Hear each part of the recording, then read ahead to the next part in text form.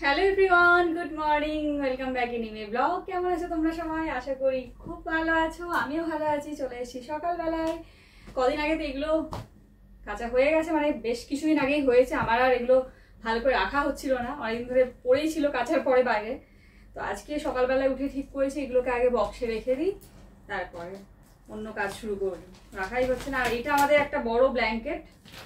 এবছর সেরকম ঠান্ডা পড়েও নি, এবার এই ব্ল্যাঙ্কেটটা লাগেইনি। মানে এটা খুবই একটু, মানে এটা বেশ ভারী একটা ব্ল্যাঙ্কেট, তো নিতেই হয়নি, বের করতেই হয়নি একবারও, মানে এবছর লাগেনি।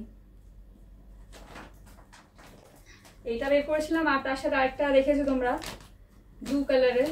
এইটার চেনটা একদম কেটে গেছে, ওপরে এটাকে ঢুকিয়ে দিয়েছি। আর একটা ছিল এর সাথে ব্রাউন, মানে ব্লু কালারের একটা ছিল, এটাও মানে এর সাথে রাখা যেত, কিন্তু প্যাকেটটা অর্ধেক দেখছি মানে ছিঁড়ে গেছে একটা সাইড, ওটা রাখা যাবে না। তো এটাই আপাতত ঢুকিয়ে দিই।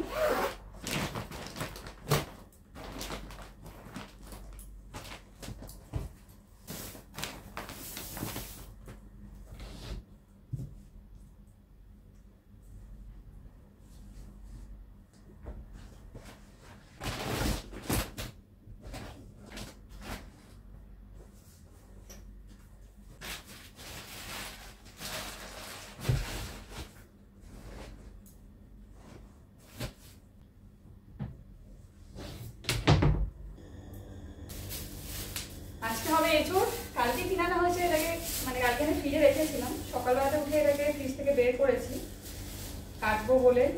এই সবজি আমাদের প্রায়ই হয়, কাটতে হবে, এটাই যা। কাটতে একটু সময় লাগে, আর কাটতে একদম গোটা হাতে আঠা এসব লেগে যায়, তো সেই জন্য একটু অসুবিধা হয়। নইলে তো খেতে তো ভালোই লাগে, তাও আনা হয় আমাদের।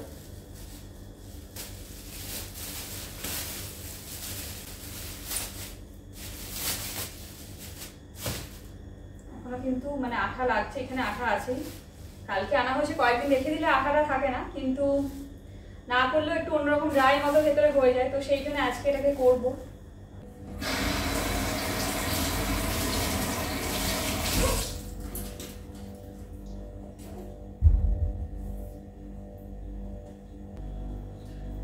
আর এই এঁচোড় কাটার আগে সবসময় ভালো করে হাতে তেল লাগিয়ে নিতে হয়। তেল লাগালে তবে এঁচোড়ের যে আঠাটা থাকে সেটা হাতে সহজে লাগবে না, মানে উঠে যাবে, লাগবে তো বটেই, উঠে যাবে। অনেক বড় এঁচোড় থাকলে আমি হাফ এঁচোড় আজকে করি, বাকিটা অন্যদিন করি, কিন্তু গোটাটাই কেটে একদম সেদ্ধ করে রেখে দিই, তাহলে এই আঠাটা দুবার করে লাগে না।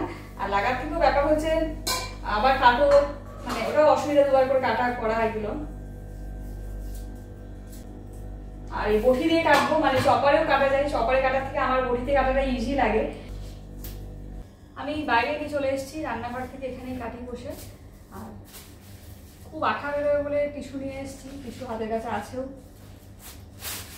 মানে এতটা আঠা হয় আমার মাঝে মাঝে কাটাটাই সমস্যা হয়, আর তাছাড়া কিছু না।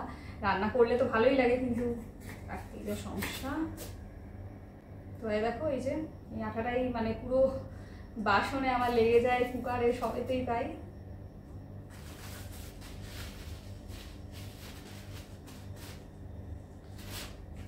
প্রথমে কেনার সময় ভাবলাম যে হয়তো এটা মানে অতটা ওজন হয়তো হবে না, 1 কেজির কমই হবে। তো বুঝতে পারিনি, কেনার পরে দেখছি এটা 1200 গ্রাম মতো ওজন হয়ে গেছে। এর থেকে ছোট আর ছিল না, অনেক মানে এর থেকে বরং বড় বড় ছিল, কিন্তু ছোট আর একটাও পাইনি।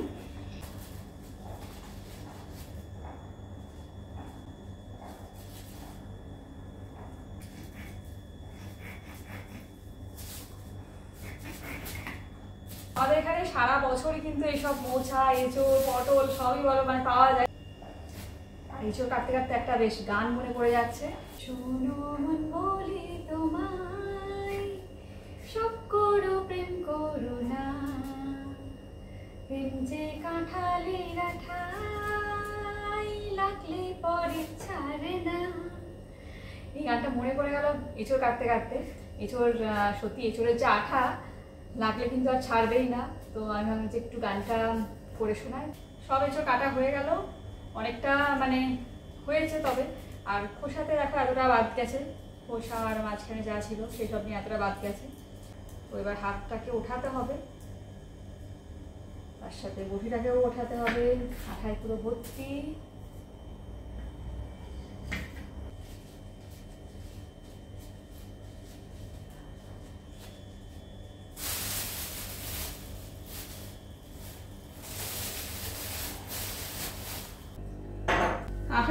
ভালো করে তুলে নিতে হবে, তারপরে জল দিয়ে ধুতে হবে, নইলে জল দিয়ে কিন্তু এই আঠা যাবেই না, তেল দিয়ে এটা ভালো করে উঠবে।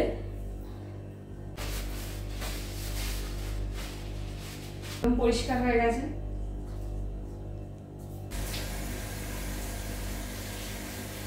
এঁচোড়টাকে প্রথমে সেদ্ধ করে নেবো, সেদ্ধ করে নিয়ে মানে হাফ আজ রান্না করবো, হাফ রান্না করবো না, কারণ অনেকটা এঁচোড় আছে, হাফ রান্না করলে যথেষ্ট, আমাদের ওটা 2 দিন 3 দিন হয়ে যায়। তারপরে বাকিটা আবার হাফ অন্যদিন হবে, কারণ একসাথে অতটা রান্না করে অন্যরকম ভাবে রান্না করা যাবে 2বার রান্না করলে। তো সেই জন্য আমি কেটে নিই একবারে, সেদ্ধও করে নিই একবারে, সেদ্ধ করে ওটাকে ফ্রিজে রেখে দিই। তাহলে আমারও মানে একবারে হয়ে গেল সব, মানে কাটা সেদ্ধ করাটা, রান্নাটা করতে তো বেশিক্ষণ লাগে না, রান্নাটা করে নেবো।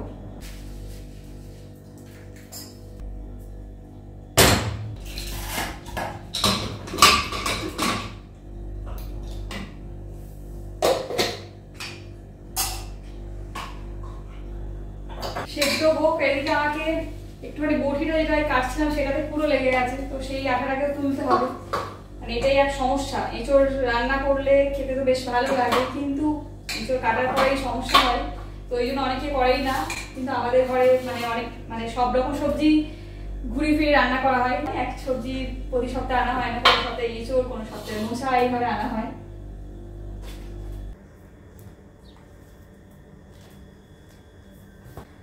মেয়ে তো এখন স্কুলে গেছে, আর স্কুল থেকে এসে খাওয়া দাওয়া করে রেস্ট নিতে নিতে বিকেল হয়ে যায়, তারপরে ওই সব করতে করতে আমারও তখন একটু এক্সট্রা কাজ থাকে আসার পরে, তো সেই জন্য কিছু হোমওয়ার্ক এখনই আমি ওকে লিখতে দিয়ে রেখে দিই।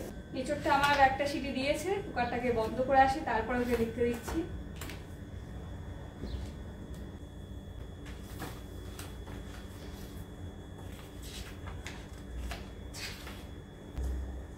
স্কুলেতে সবই মোটামুটি করিয়ে দেয়, অতটা লাগে না, কিন্তু তাহলেও বাচ্চারা একটুতেই ভুলে যায়, তো সেই জন্যই একটা জিনিস বারবার করাতে হয়, করাতে প্র্যাকটিস হয়ে যায়। তো সেই জন্য আমি চেষ্টা করি রেগুলার যে সাবজেক্টটা পড়ছে সেটা কয়েকদিন পর পর মানে ভালো করে করে দিতে, সেই জন্যই আমি করতে দিই।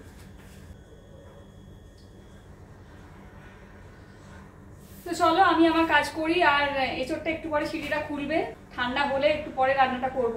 তার আগে আমি এইসব কাজ করে নিই, মেয়ের এই হোমওয়ার্ক এগুলো করতে দেবো। তারপরে টুকটাক ঘরের কাজ আছে, ঘরের কাজ মোটামুটি সকালে করে ফেলেছি, স্নান করে এসে রান্নাটা করবো না সব রেডি করে রেখে দিলাম। তো এইটুকুই আজকে শেয়ার করলাম, পরের দিন আবার আসছি নতুন ভিডিও নিয়ে, সবাই খুব ভালো থেকো, সুস্থ থেকো। তো এইটুকুই আজকে শেয়ার করলাম, পরের দিন আবার আসছি নতুন ভিডিও নিয়ে, সবাই খুব ভালো থেকো, সুস্থ থেকো।